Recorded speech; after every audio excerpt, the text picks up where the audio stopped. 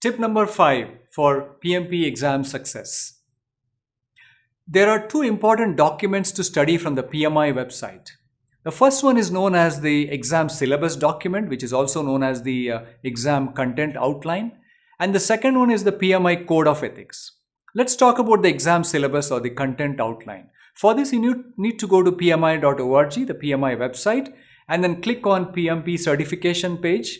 And when you go there, on this side, you would find two documents. You would find the certification handbook, which is more about the certification process, but I'm actually referring to another one, which is known as the exam content outline. So you need to download that.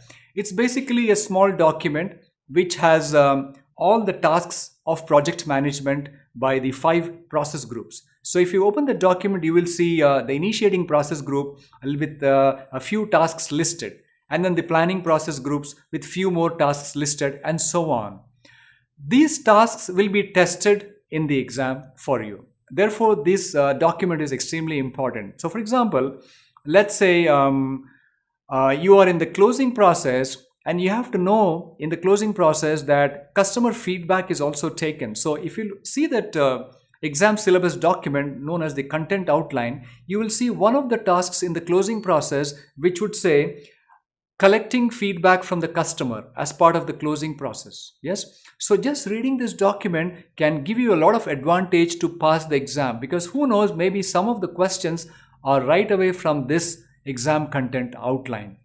There's also one more thing in this syllabus document, and that is a list of skills required for a project manager.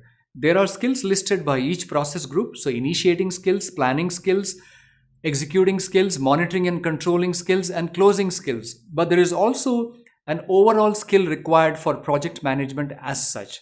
For example, it could be business acumen, solving problems, analytical skills, Six Sigma, lean, and so on. So please make sure you read this important document a few times before you appear for the exam. Now, the second important document is the PMI Code of Ethics.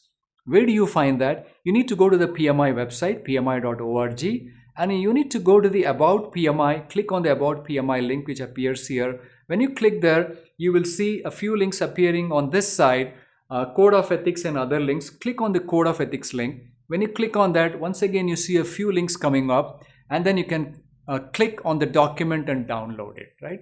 It's a small document, about 8 pages, Code of Ethics and Professional Conduct.